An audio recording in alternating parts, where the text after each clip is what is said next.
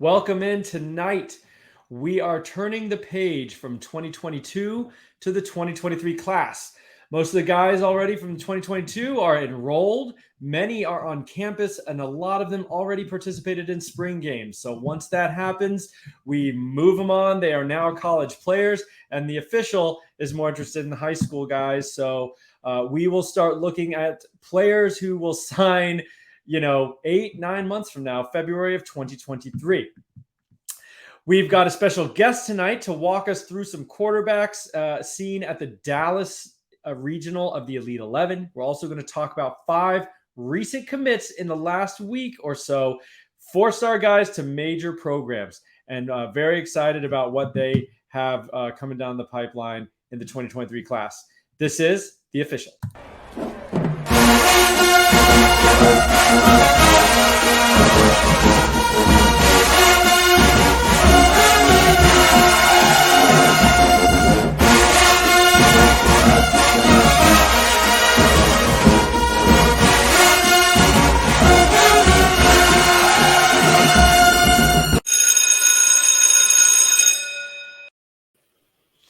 All right, good evening, everybody. We got a packed house here. Matt is with us. David is with us as usual.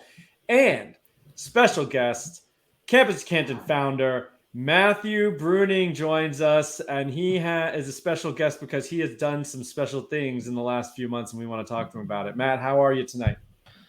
Good. Excited to be on here. One of the cooler shows that we have here, especially with what you guys are doing with all the analytics stuff for all the high school prospects. And I know we're still fighting to get this on podcast. Maybe we can make this happen because it is hard sometimes to catch it on YouTube. But I'm excited to be on here and get to talk a little high school prospects with you guys.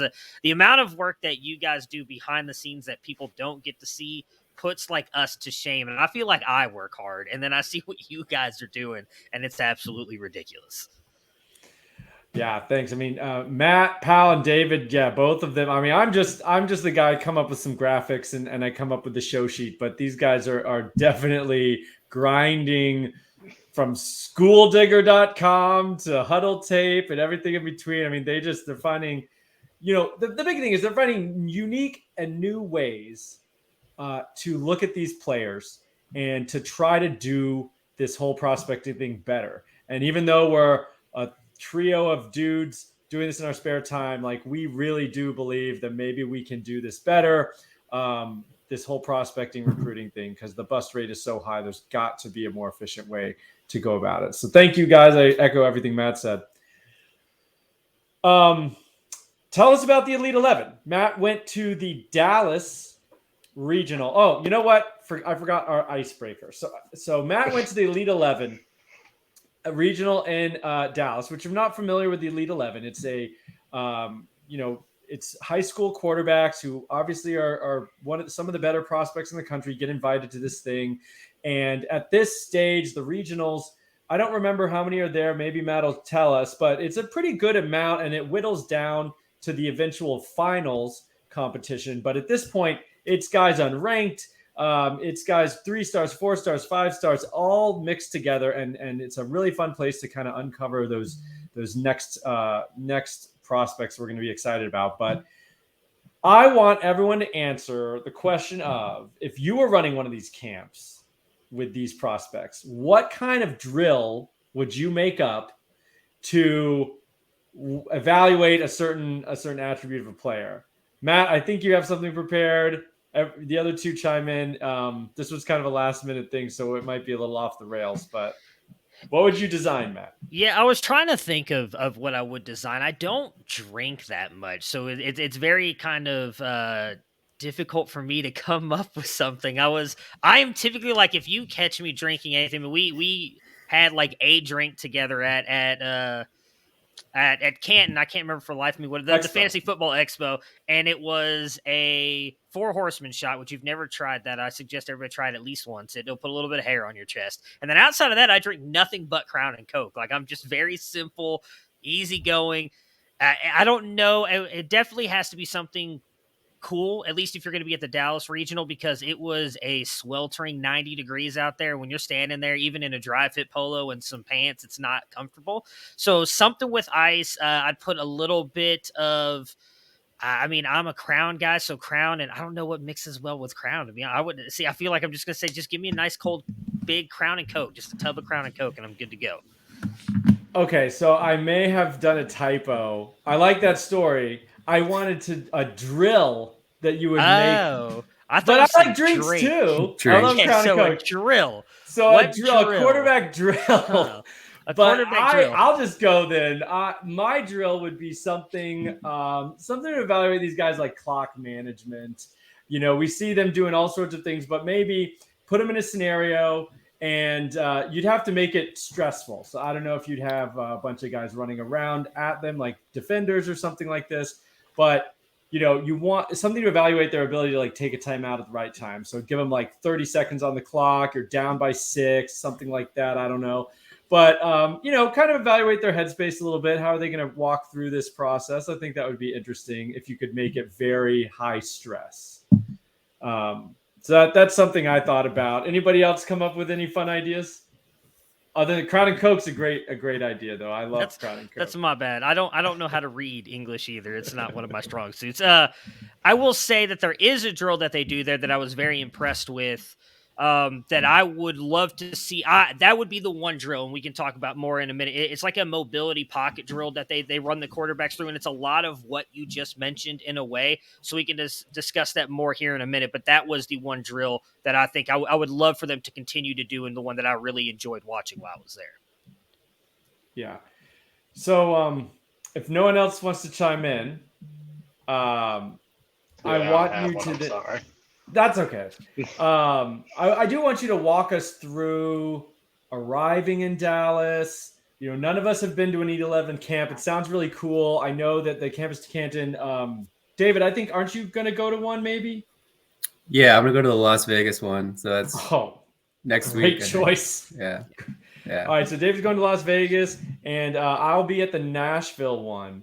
And so we're trying to get to a bunch of these regional matchups. So walk us through, and for our listeners, watchers who have never been, what's it like?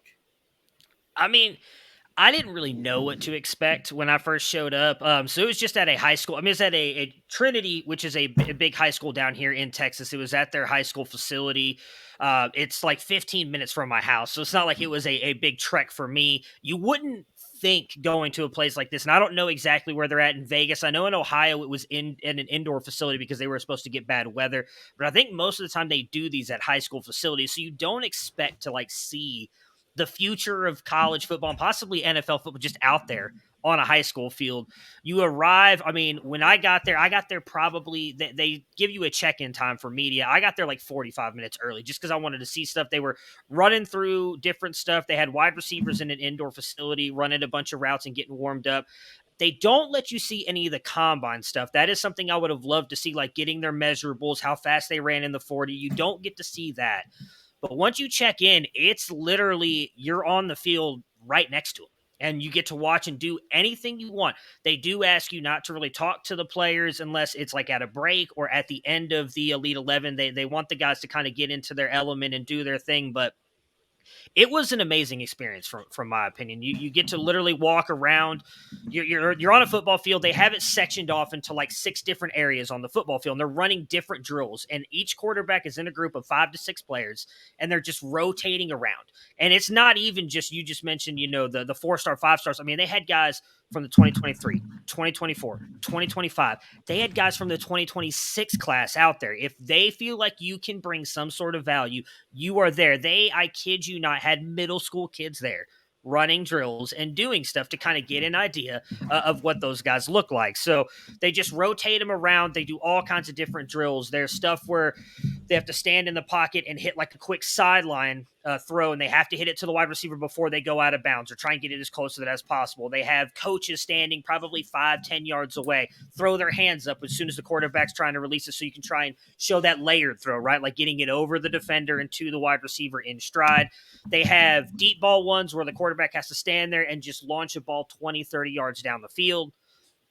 Slant ones. I'm trying to remember what the other one was. They have an end zone one, which was also very fascinating to watch, where they stand at about the 15, 20-yard line, and then they put wide receivers in 3 different spots in the end zone, and then they just call out a number, and you have to quickly turn and fire to whatever number they set it to.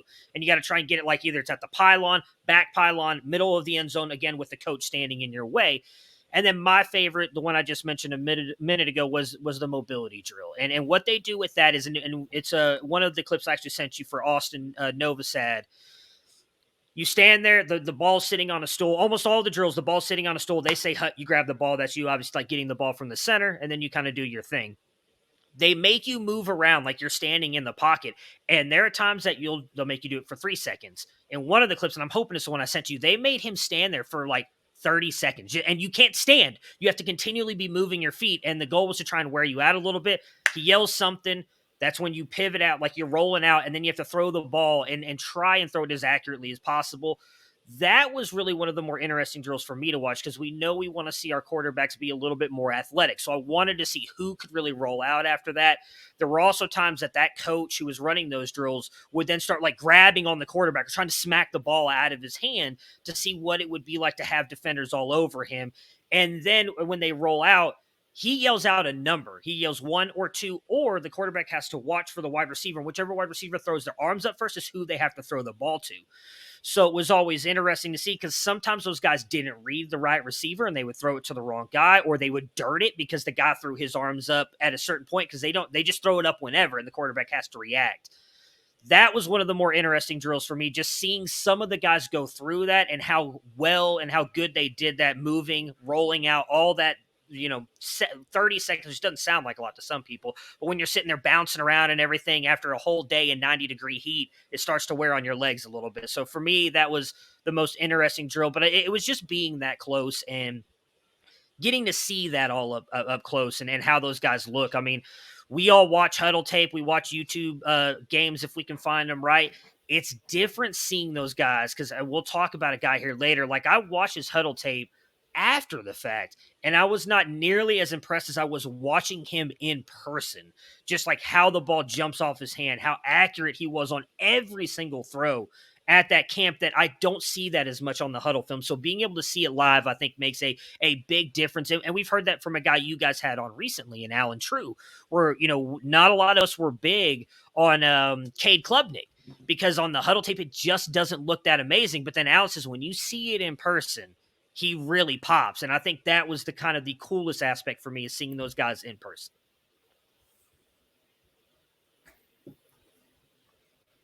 You're muted, Alfred.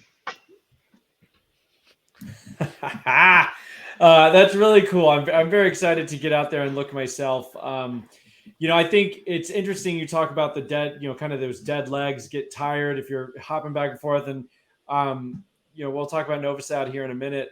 But, just because you throw with your legs. I mean, a good quarterback is going to throw with his legs. So you get those legs really tired. And then I think an interesting thing is watch them roll out. And then are they kind of, you can tell they're mostly arming it at that point, or they still have enough juice in their legs to drive that ball. So really interesting stuff there.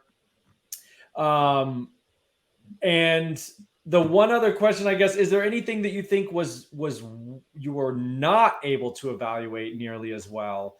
You kind of touched on things you thought maybe were better. Anything that you felt like, you do need the tape for this, or you do need something else for that? Yeah, I think what you mentioned a little bit earlier with like the 2-minute drill and stuff, like you can't really see them reading defenses or anything like that, reacting to a defense in this stuff, because a lot of that stuff is standstill outside of that really one mobility drill. There's not really a lot of moving around. It's them just kind of standing in the pocket. And I think the other hardest thing is there's so many drills. Like when I mentioned they split it up into 6 different parts, that's only one set of them. And this thing went on for 4 hours, I think is what it was. And it's split up, like do that. And then they switch to a whole nother set of drills and do that. And so you're constantly moving around the field. Like I was in one spot for a couple drills and I moved to another. I didn't follow around that first group like a lot of the 24/7 Texas Ags and Rivals, who are the guys that I was kind of talking to. And the XFL had some scouts there. And so they were kind of following around that very first group with the top name guys, where I was kind of finding spots to go stand and watch because I kind of wanted to see as many quarterbacks go through. But I think just being the live game reps thing is probably the one thing you really can't take away from that, because there's no real defenders playing on the wide receivers outside of a coach throwing his hands up to try and stop a ball, and then they're still a couple yards away. There's really nothing to kind of impede them or kind of give them any challenge. Sure. Now, one guy that you came away from, I know, was Austin Novosad. And before I let you take it away, we've got some clips, and I know everyone's waiting for that. But Matt or David, have you gotten a chance to watch Novosad? And do you have any thoughts before we let Matt gush about him? Yeah, I watched him. You can go ahead, David. I actually watched a full game of him against the Canyon Cougars, I think it was. He's a really hard evaluation for me, honestly. Like, in that game, that specific game, he just did not get pressured at all.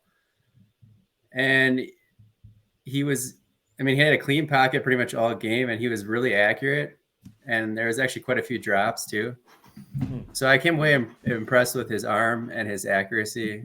And in theory, he is an athletic player. He just didn't have to make any plays outside of the pocket or run at all. And so that's the part where it's like, I think he can do it. I think he can make plays outside the pocket.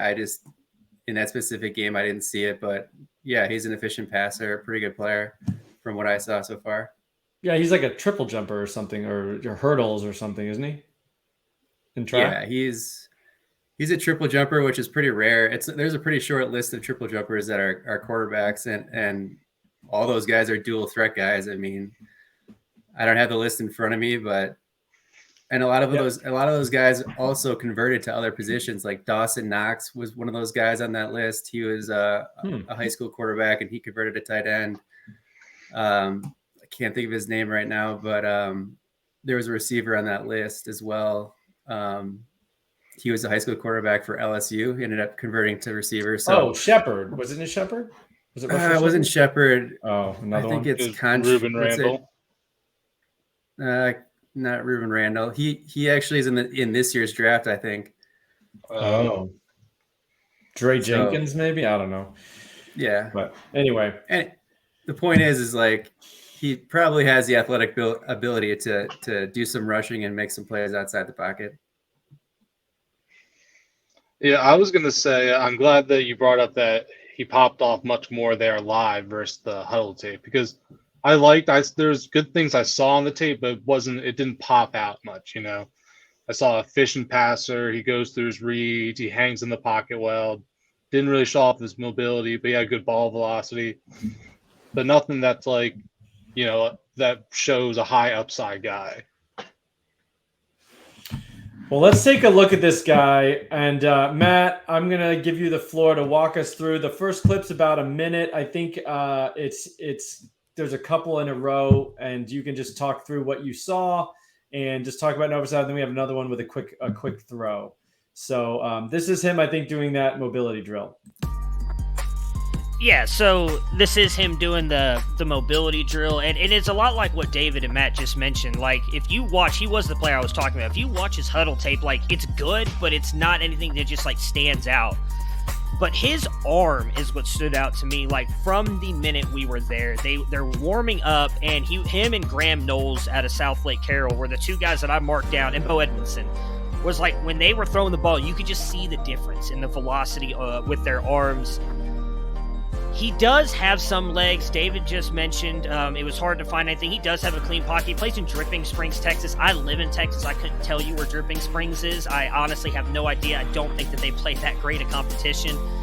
I searched high and low and found some plays where he rushes. He's definitely not going to be, I think, one of those guys who really uses his legs a ton. I would probably categorize him as more like a Justin Herbert, who maybe uses it more strategically or really at the absolute like end of everything going on if he can't get the ball down the field. But it was definitely his arm and how accurate he was in everything. Like, I did not see, and granted, I didn't follow him around everywhere, but every time I was at a different station watching the drills and that group came up, I did not see him have an inaccurate pass. Like everything he did was right on the money. He won the Golden Gun accuracy challenge by a mile in that group for them. It's one of the reasons I believe he got the finals invite to Oregon this year for the Elite 11. Like, he was a guy, and I purposely went into this. I don't know if I mentioned this earlier, not looking at any of these players. I did not want to have my mind made up on anybody going into this because I just wanted to see what I saw there. And he was a guy, I was talking to Texas Ags and the Rivals guy. They weren't that high on him either. And then the more and more he started going through these drills, it was like, oh, okay, who is this kid? And he was out impressing Jackson Arnold, who is a guy who is top of the rankings. I know Matt likes him. Like, he's a guy that a lot of people like. And Austin Novosad was by far more impressive than him in this camp. So I think that's where I would use like the Cade Klubnik example, and like maybe the huddle, like he's good. Like David and Matt said, he looks good. There's things there, but you don't get to see that wow factor. And then seeing him in person, I was like, wow, like that could really translate onto the field with what he's able to do moving around. I know we like to go back and forth, Alfred, about the rushing on Twitter. I do think he can do it, but I don't think that it's going to be a big thing. And now with him being committed to Baylor, I don't know how much they're going to ask him to use that either in college next year. But I do think just arm talent wise, and I've only watched, I think, 10 quarterbacks in this class, I would put him up there as one of the best that I've seen, especially since I've been able to see that in person arm talent wise in this current class. Speaking of which, I got another little clip. This one's a little shorter, but it's a quick draw. You'll see him take it off the stool there and then fire it out to like a quick little curl route. So tell us what you saw here, and then we'll move on to some other guys. Yeah, again, I think it's just how quick that ball pops out of his hand and how it's just accurate. I mean, it's everything. When, again, you watch it on film, and I didn't quite catch the quarterback velocity. I know David mentioned he thought it was pretty good in the huddle film. I didn't think it was that great, but just watching how quick, and maybe this film right here doesn't really do it justice, it just pops out of his hand. Like, it was different watching that ball fly out of his hand compared to everybody else's. And the one thing that I thought was very interesting, it was like him, Jackson Arnold, Michael Hawkins Jr., and Bo Edmondson. When the wide receivers caught their balls, it popped. Like, you heard it pop into their hands, so you know they've got decent zip on it. That I also kind of marked down on my notes as guys that I found very interesting, that it was coming and firing out that fast from those guys. Yeah. The next guy we got is Michael Hawkins. Anybody have thoughts on him? It's a clip is very, very short, just him throwing a quick pass. But I know you liked him at the camp, so I want you to walk us through what you saw. But Matt, David, you got anything on this guy? I actually have not had a chance to watch Michael Hawkins. He's a 4-star though, pretty highly rated. Yeah, he's 24/7's quarterback 12 right now, actually. But I could see him really rising up there even higher. I think he's got all the tools. He moves really well. He runs good laterally. He's got a big arm. So that's really enticing, especially for a 2024 guy where you're watching his sophomore film and he's already hitting those physical tool requisites, you know. Yeah, that's certainly exciting. You said all the right things there. Yeah. He's already a pretty efficient passer, and he can run. I think he's got good genes. I think his dad played in the NFL. I don't think he played quarterback. I think corner. I think he played corner maybe. But yeah, I think he's going to be I think he will move up. I think he's going to be a top guy, and you know, he should be relatively battle tested playing in Texas. So yeah, I like him. Yeah, Texas is such a great regional to go to, because I mean there's so many players in Texas. I mean, there's going to be guys who go to, you know, Abilene Christian that make it to the NFL sometimes. So it's just like, it's so deep. Well, let's take a look at Hawkins, and Matt, tell us what you liked about him.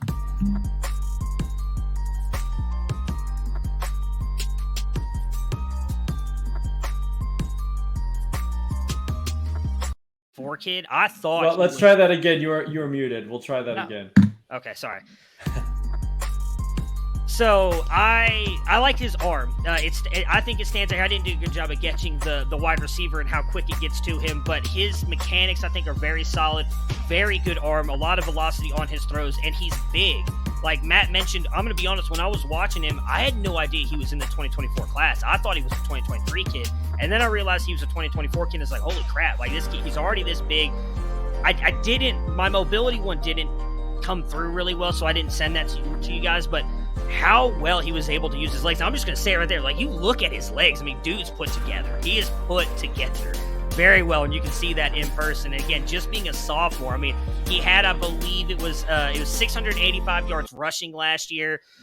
He had a 64% completion percentage, again, in Allen, Texas, where they play some of the best competition in Texas. There's a lot of, so I did a lot of research after the fact. His dad, I want to say his dad played linebacker. I know we've actually conversed a little bit on Twitter after I said some things about him. His dad saw that I put him in the article. They've kind of reached out, and so we've talked a little bit behind the scenes. There's a lot of people down here, so I started looking at him that like are talking about him being the next Kyler Murray, and I don't know if he's quite that dynamic with his legs, but I do think he is very dynamic. I think he's got a better arm than Kyler, and he's bigger, so I do think that translates. What's going to be really fun this year, and I got invited to this. One of the coaches reached out to me, the Tom Landry Classic. St. John Bosco and Pierce Clarkson are coming down here to Texas this year to play them in Cowboy Stadium.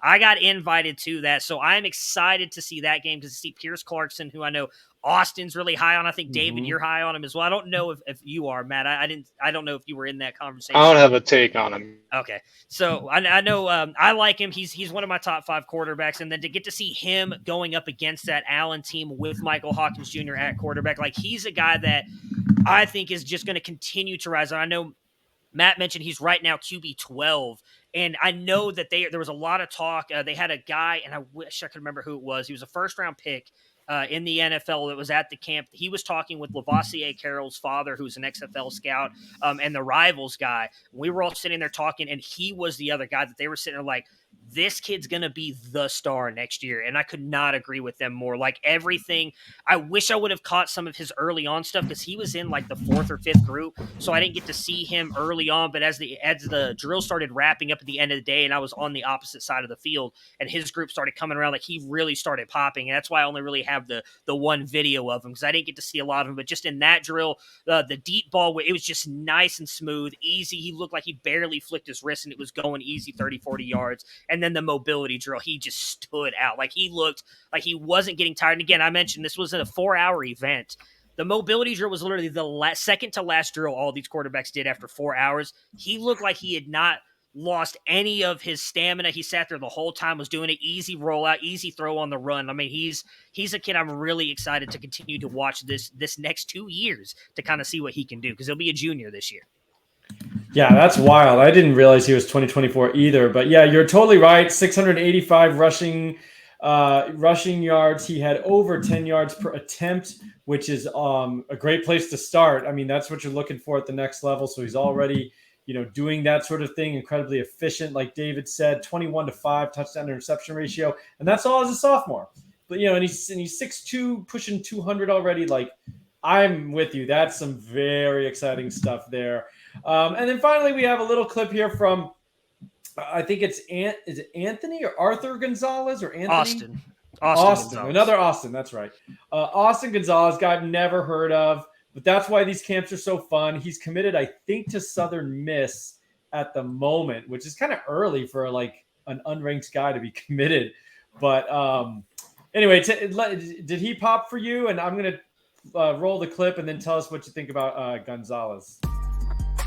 Yeah, he did. So this is the deep passing drill, and so he's listed at 5'11", 175. I will be honest, I don't think he's that big. And that's a little bit what kind of stood out for me, though, is he was absolutely able to sling it. Very strong base. I think he has very good mechanics, very smooth. And I just think it was very impressive what he was able to do with the deep ball and the intermediate passing. I don't think that he's going to be an NFL guy, but with what I saw at the camp and how good he was passing the ball, especially in some of the intermediate drills where the touch that he was putting over the coaches and in line in stride to his wide receivers, and then the deep passing, I think he's a guy that we probably will talk about in the future as being a CFF guy, but he definitely stood out for me again with a guy being that small. Like you saw all those other guys, Michael Hawkins, Bo Edmondson, Austin Novosad, all these guys walking around all close to like 6 foot. There was a guy, Mason Welch, there was like 6'4". 6'4", and then you had Austin Gonzalez, so I felt like we were staring eye to eye. And I like to say I'm 5'10", and I'm not, but to see him just kind of being able to deliver the deep passes and some of the zip that he had on his passes being listed 5'11" was very interesting to me. Yeah, maybe he has a growth spurt too and winds up at 6 feet, 5'11", 6'1", something like that. Who knows?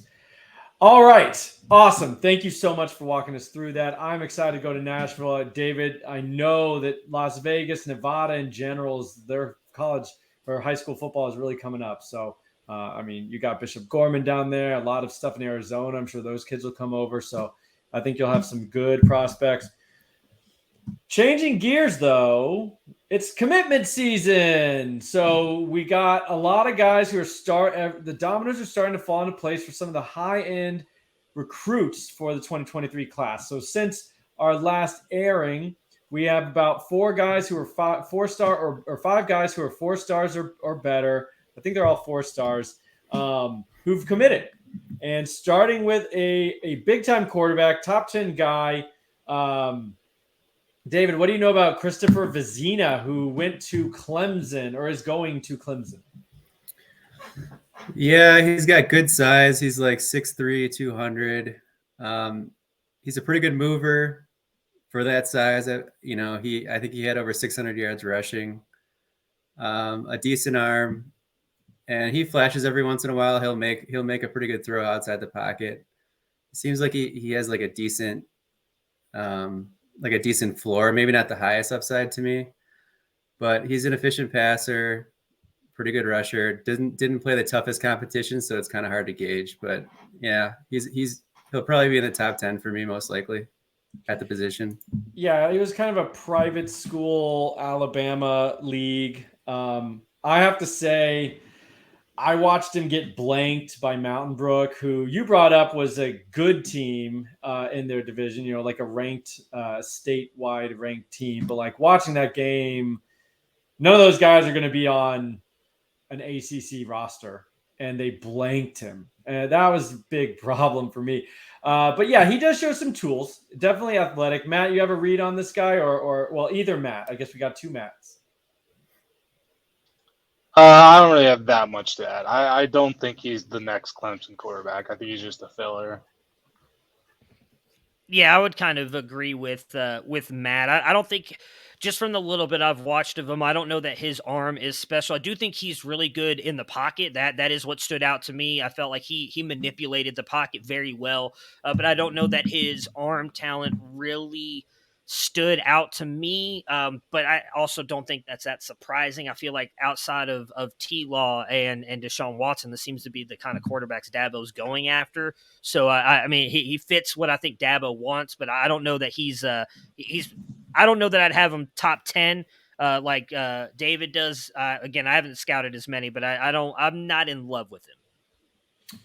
Yeah, me neither. And he was rumored.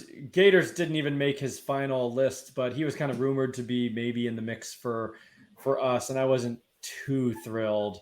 But I mean, I think he could be a decent college quarterback. I'm not sure I see a lot of NFL stuff. Moving on, Mark Fletcher, Matt Breuning. I will let you talk about him first because he is committed to your Ohio State Buckeyes. What do you think about Mark Fletcher down from Ohio State going down into Miami and taking out a good athlete again? Yeah, I know I think they were in on two running backs down in the Florida region. I like him. I'm very curious to see what this does for him. They're really kind of recruiting these guys, almost like they have the quarterback and the wide receiver thing, which maybe doesn't surprise people. I think he's got really good feet, really good lateral agility. I think he from what I saw, was making defenders miss pretty easily, and I do think he's got pretty good contact balance from the little bit that I've watched of him. I mean, obviously, you've got Henderson there for another season after this year, so 2 years together. Evan Pryor is the guy who I'm really high on. He showed out really well in the spring game. He redshirted last year, so I don't know if he would leave after 3 years. They really seem to be recruiting, like I said, these guys, multiple of these top guys every year. So I think he's a good fit for what Ohio State typically wants to do in the running game.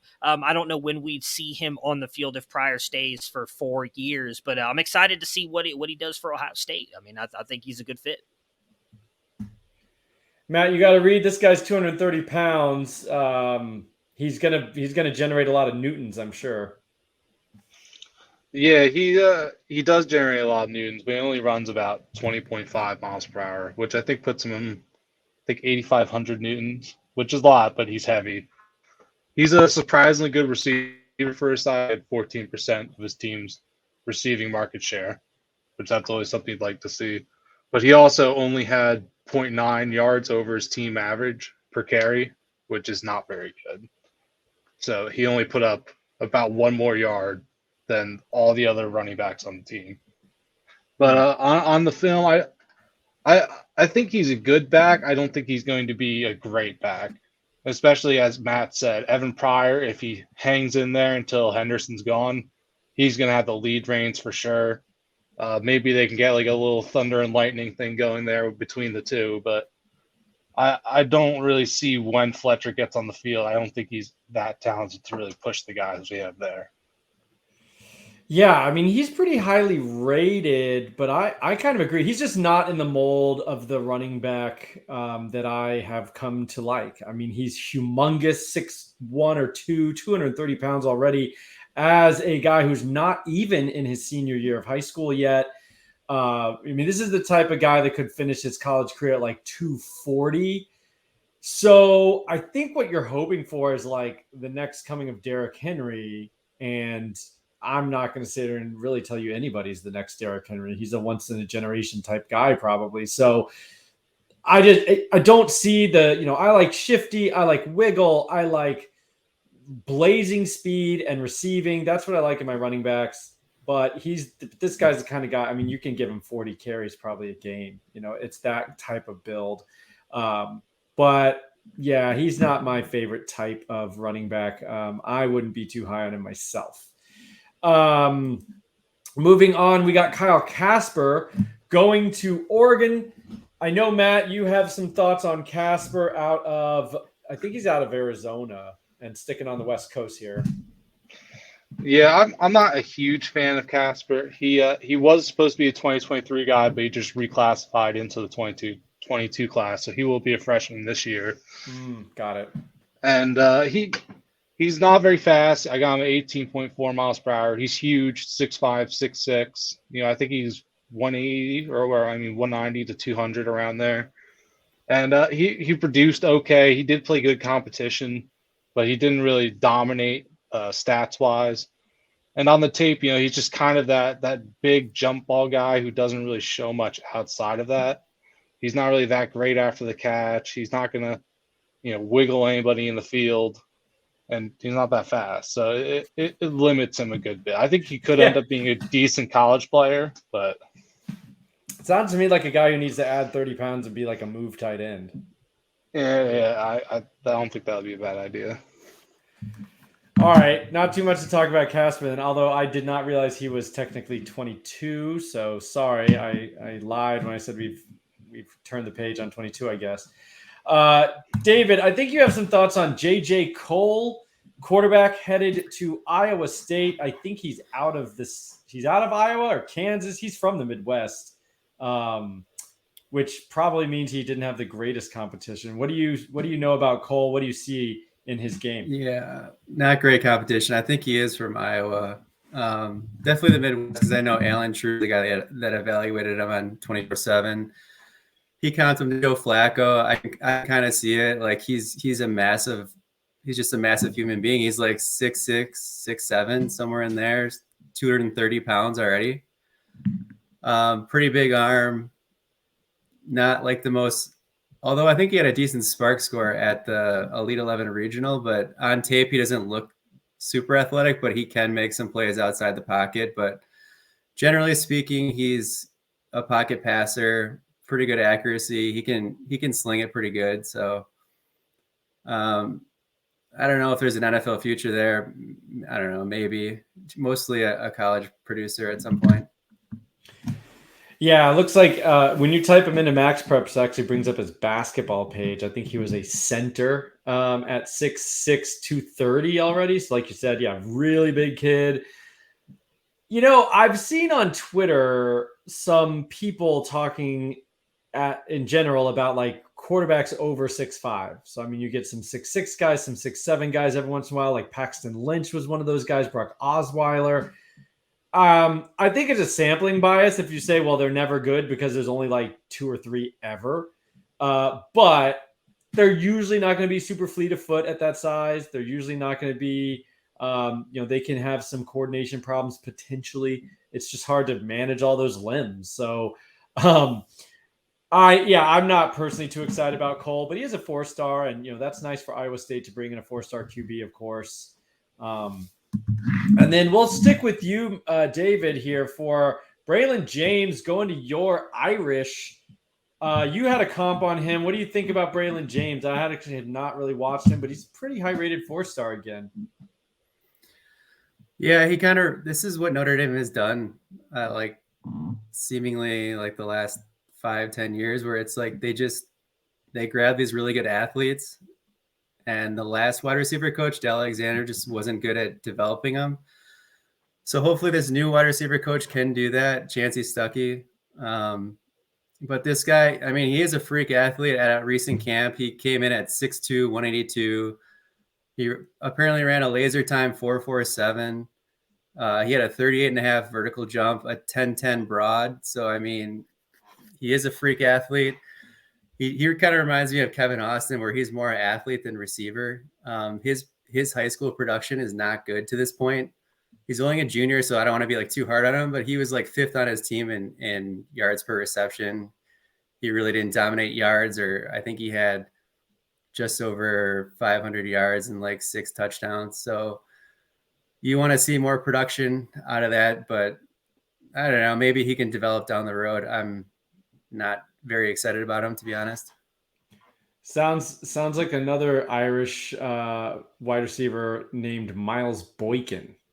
Athletic marvel, like never was really good at being a wide receiver. Matt, big wide receiver guy. This guy should really float your boat. Any thoughts? I haven't dove too much into James, but he does pop off the athleticism on tape, especially in a straight line. I don't think he has too much wiggle, or he does make some decent lateral cuts here and there, but I don't think that's going to be really part of his game. But yeah, like David said, his production really isn't there. So especially when you're an athlete and then you're not producing that great on the field, it's kind of worrying, to say the least. Yeah, I mean, in high school, you should be able to just out-athlete everybody. Like, that is pretty concerning. But maybe it's like another guy you kind of liked, Mbake, who just is athletic and maybe develops and the light bulb comes on and he gets going. Matt, Matt Breuning, if you have any final thoughts here, any of these commitments or, last word, and otherwise it's been a great show.